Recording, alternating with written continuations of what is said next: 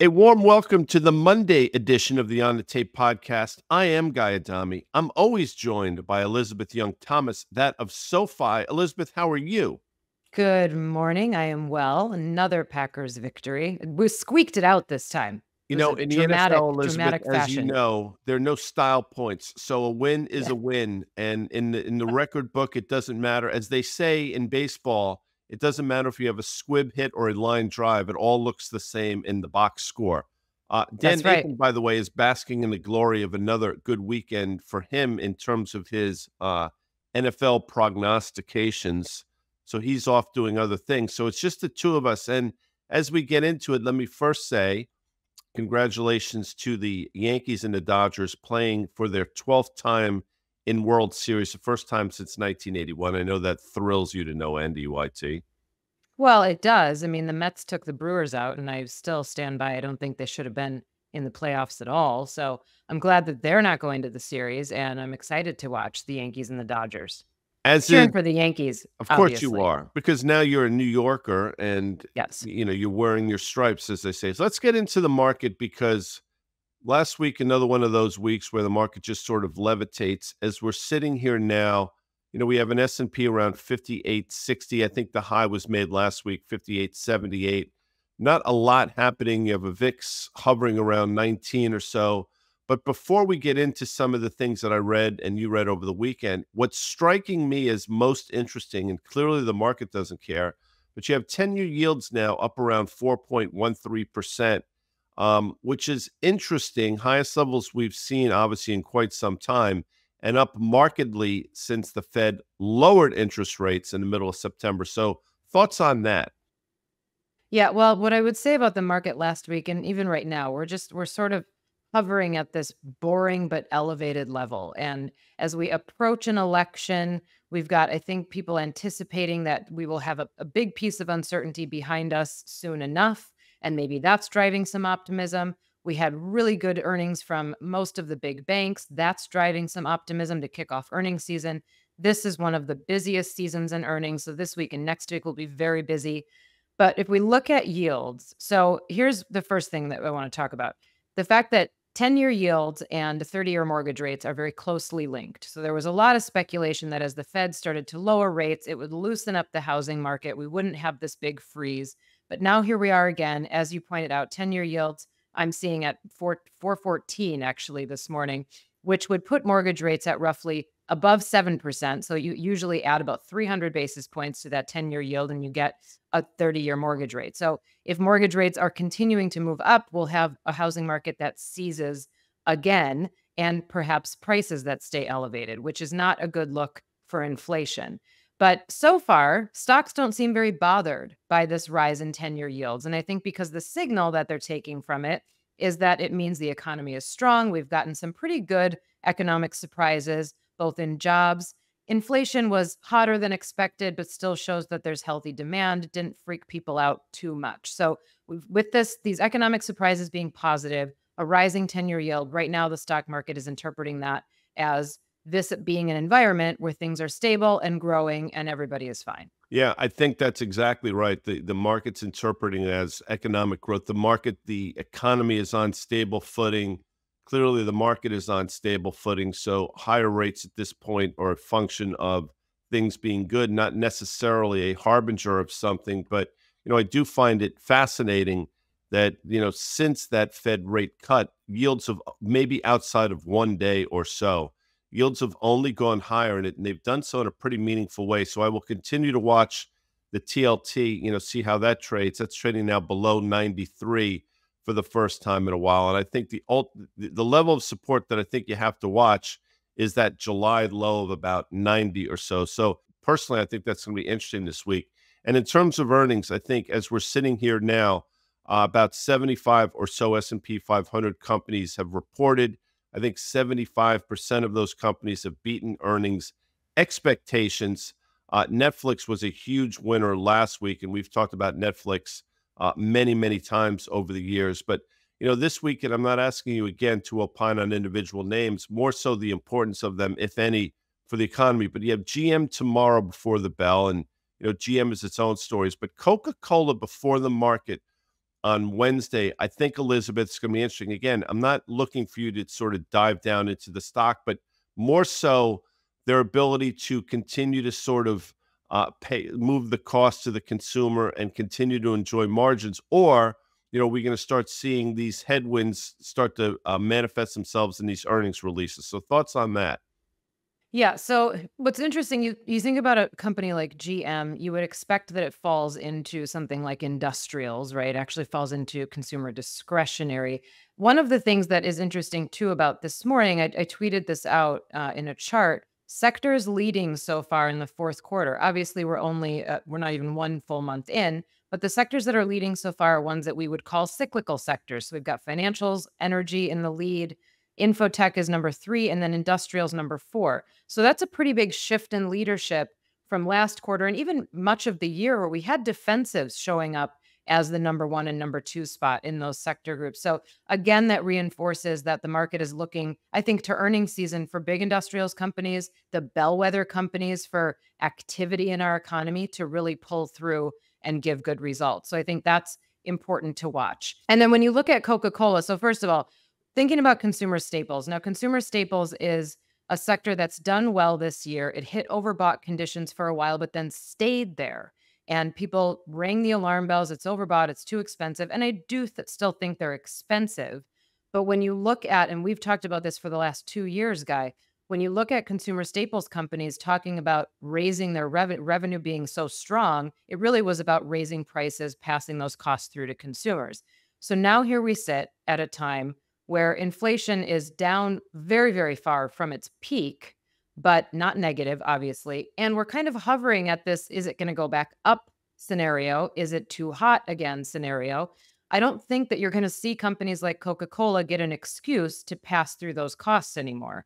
So that could start to come through in earnings. I think it already has started to come through in earnings in a lot of these consumer staples names. And a lot of strategists have come off of the consumer staples sector in general and just are not bullish on it. Yeah, I agree with that. And it's interesting. I think Coke, as we're sitting here, is trading either side of $70. I think the all-time high was made in early September, north of 73. And it's been one of these lower left, upper right type of stock charts. And they've obviously enjoyed a number of different things. Again, their margin improvement on their ability to sort of move those costs over the consumer. But this is not a cheap stock. So I'm absolutely going to be watching it pretty closely, just in terms of what they say and what they've been able to do. So we'll see. This was interesting to me, and this was from Goldman Sachs. I'm going to read a few things to you. I'm curious as to your thoughts. And this is, again, from, I believe, David Costin at Goldman Sachs. U.S. stocks are unlikely to sustain their above-average performance of the past decade as investors turn other assets, including bonds, for better returns.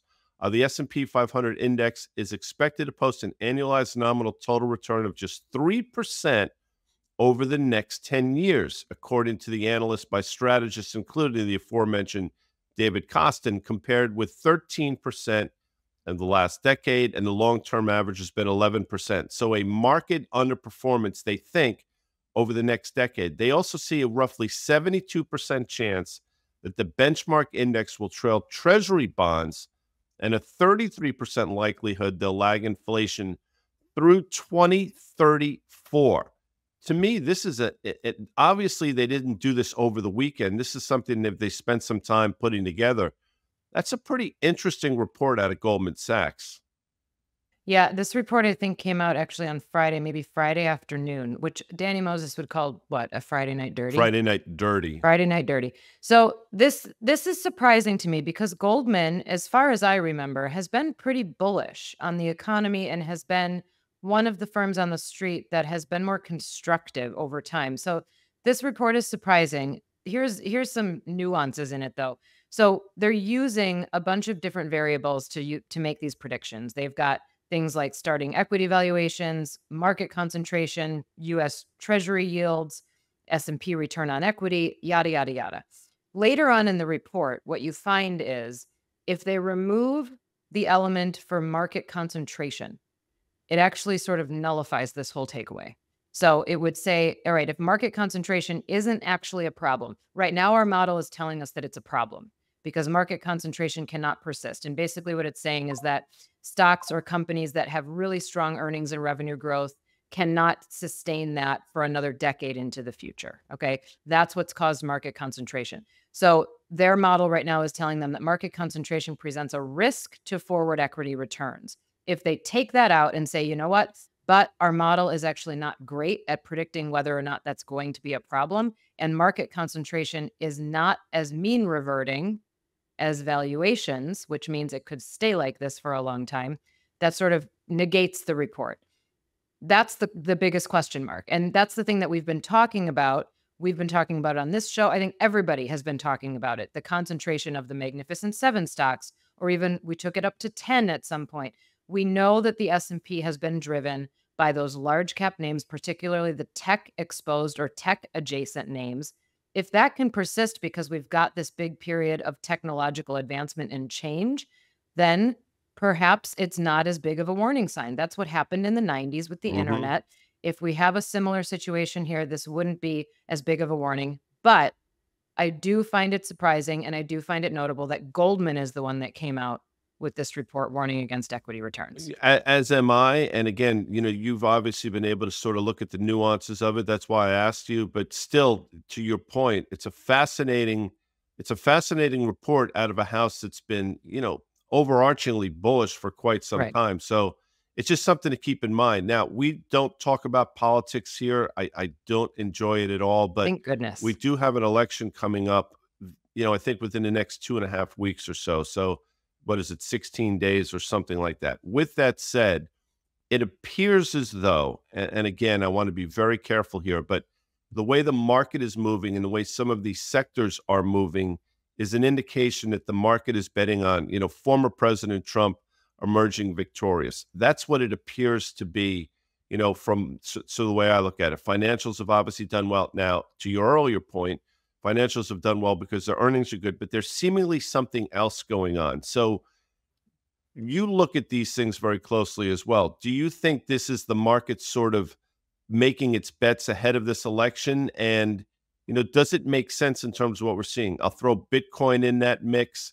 I'll throw the fact that the VIX has been elevated now for quite some time against a market that's been doing pretty well for that period of time as well.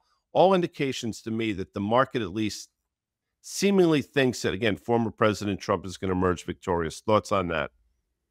So this is what makes this job fun because I think that there are actually almost equally competing messages going on from the market. So usually what you see if the market broadly is rising into an election, it suggests that the incumbent party will stay in office. And the market has been rising decently broadly into the election. We've been talking about a broadening out for a while, which would actually suggest that Kamala Harris would be in office because it would mean the incumbent party stays. And that usually happens because the market doesn't like uncertainty, doesn't like change. So if we've got more of the same, it's met with positive reactions, typically in stocks. But to your point, and to my point earlier about the chart that I posted on Twitter this morning, top two sectors right now is we've got financials and energy. Industrials are number 4.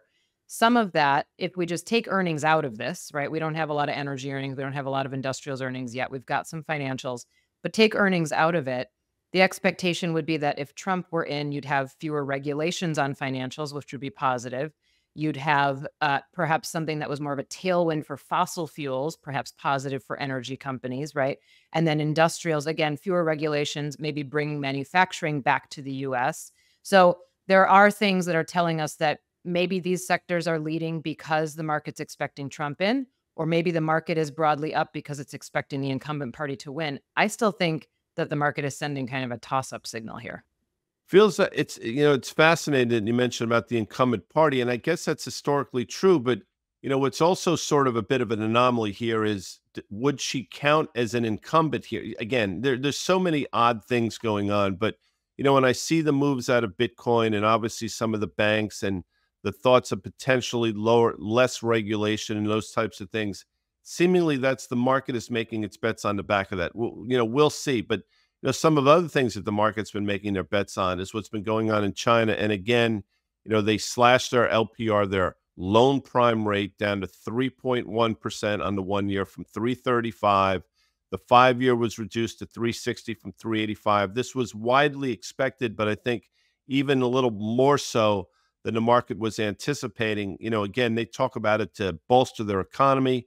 I think it's more for their stock market. And you've had some great work on the Chinese stock market, that obviously huge move to the upside, seemingly giving a majority of it back, but still a very tradable group of stocks. And I guess, the FXI, if you're looking for an ETF, but thoughts on what's going on there? Because it's clear that they're going to continue to sort of throw things at air quotes, economy, more so their market.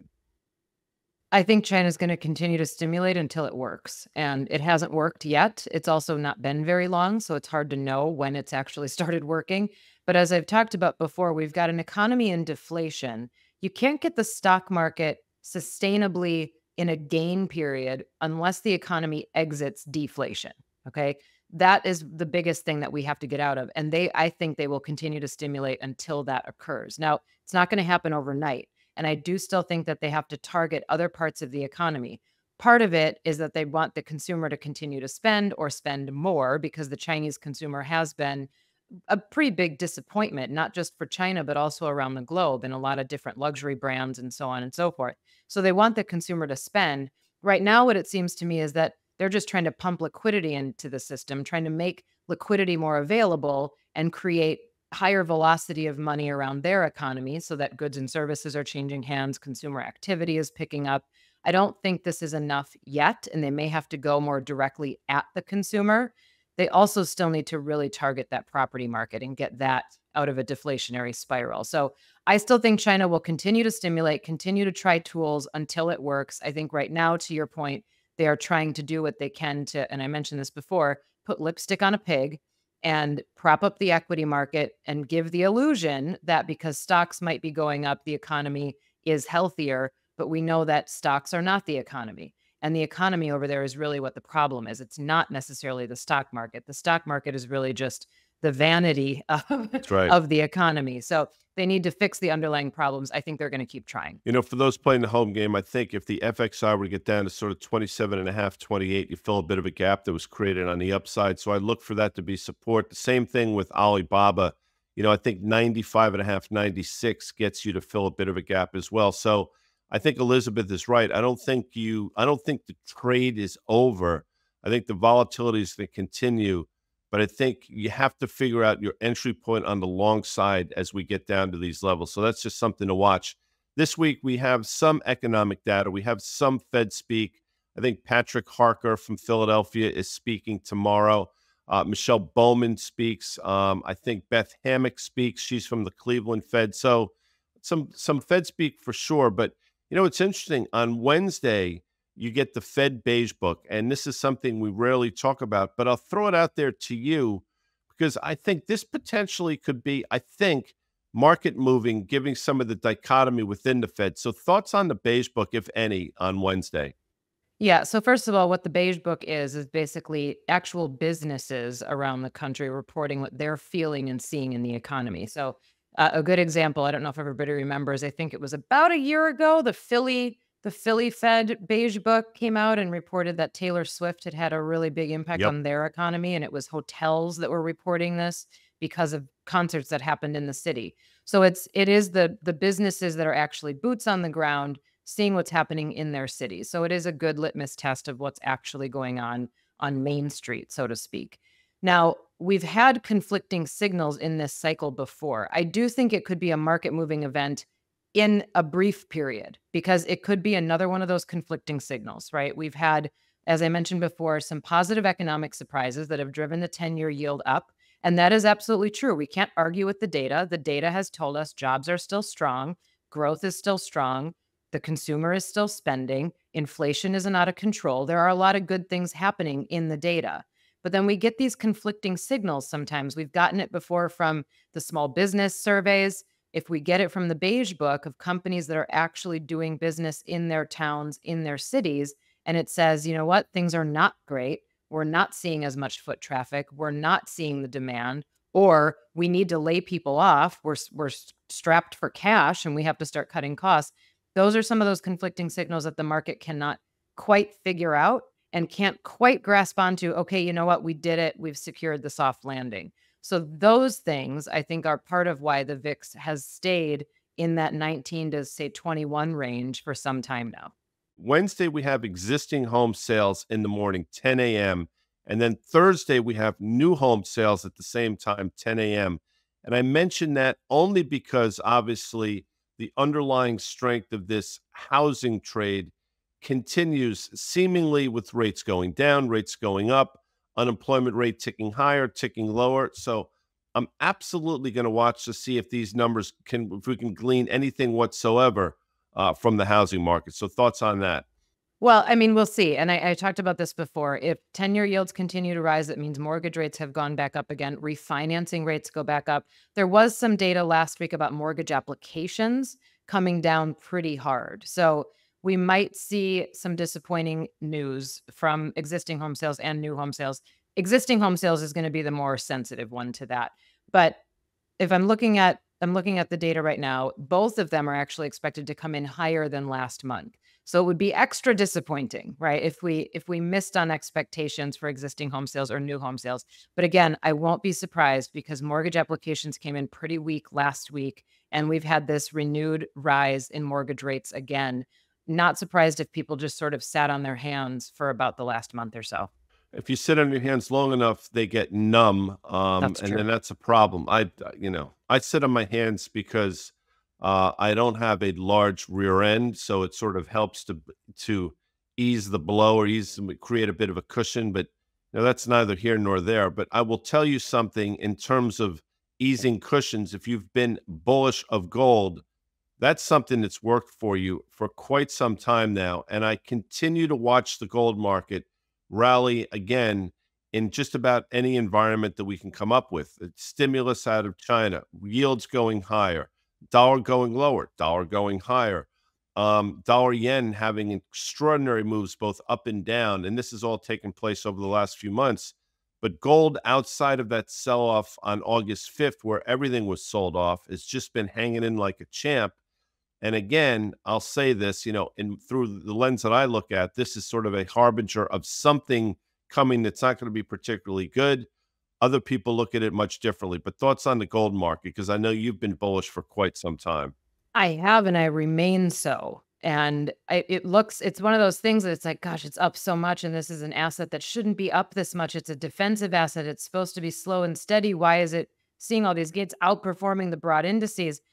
So Danny Moses was on with you and I last Monday. It was the three of us, and he talked about the relationship between energy prices and gold prices and what that does to a little group called gold Yep. miners.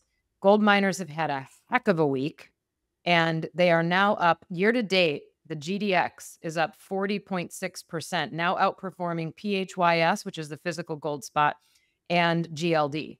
That wasn't the case earlier. Now, miners are going to see more volatility than the actual commodity, so that should be expected. But we had a drawdown in energy prices again last week. So that relationship is intact. And I like it when relationships stay intact. I like it when there are no relationship problems. So, yes, I'm still bullish on gold. I wrote about gold a couple weeks ago. One of the big indicators that you want to watch is if and when the retail buyer gets in. That's usually when you're starting to get a little long in the tooth. Maybe it's the end of the trade, but that has not happened yet, not even close. So we've still got a big appetite for gold from central banks, from institutions. It's not coming from the retail side, and that's measured by ETF flows. So I still think there's room here for gold to rise. I still think there's room here for gold miners to rise. Few things on that.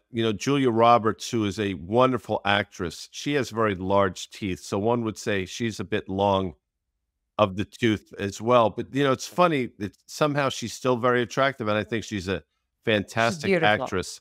Number one. Yes. Number two, I too like when relationships remain intact. I'd like to think our relationship is stronger each and every day. I hope you feel the same way. I absolutely do. No relationship problems here. No None. relationship problems on the tape. Now, I'll say this in terms of the GDX, because you brought it up. We made a 52-week high today, a little bit north of 44 as we're taping this.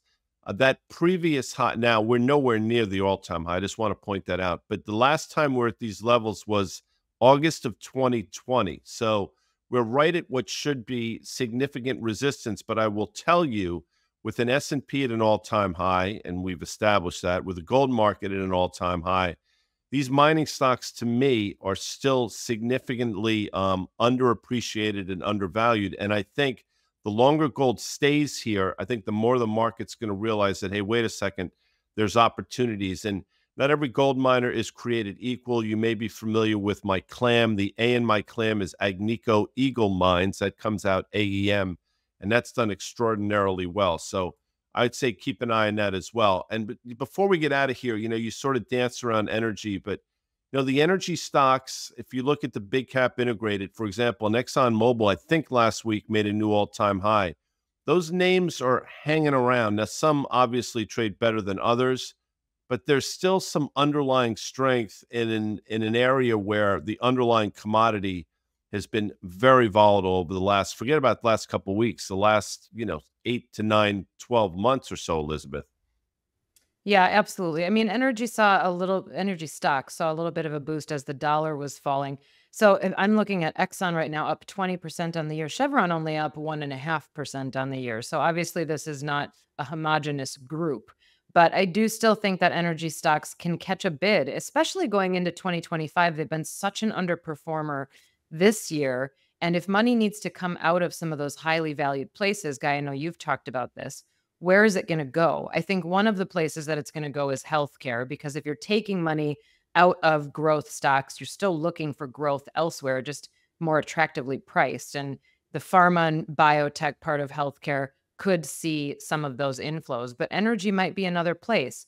A lot of this, I do think, hinges on the election, but we're seeing some optimism in energy stocks leading up to this election. So, depending on what the turnout is of that and what the expectations are for policy on energy starting in 2025, you could see a lot of movement in energy stocks.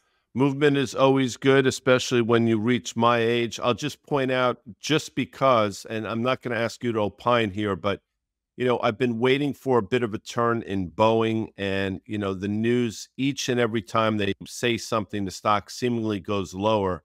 But this latest bit of news seemingly has got the stock on some terra firma. I only mentioned Boeing because it is still a very important company, despite the fact that it's probably below $100 billion of market cap. But they also report earnings this week as well. So just something to keep on your radar screen. And again, before we 5,000, if any, thoughts on Bitcoin, which, as I mentioned earlier, I think is a bit of a Trump trade. It's got up once again to the 70,000 level, which has been resistance a number of times. And as we're sitting here now, 67,000-ish. Is this indicative of anything, or is this just sort of a risk on, risk off situation? I still see this as risk on, risk off. And not I don't say that as a persistent risk on, risk off. I just think that's how it's been trading lately. And I think there is a lot of overlap between the buyers of Bitcoin and big tech buyers, and just tech buyers in general in the AI trade. So whenever you see renewed optimism, and tech is the third best sector so far in the fourth quarter, whenever you see renewed optimism or a nice rally in those stocks, it seems like Bitcoin commensurately goes up. So I still think that this is more of a sentiment indicator right now.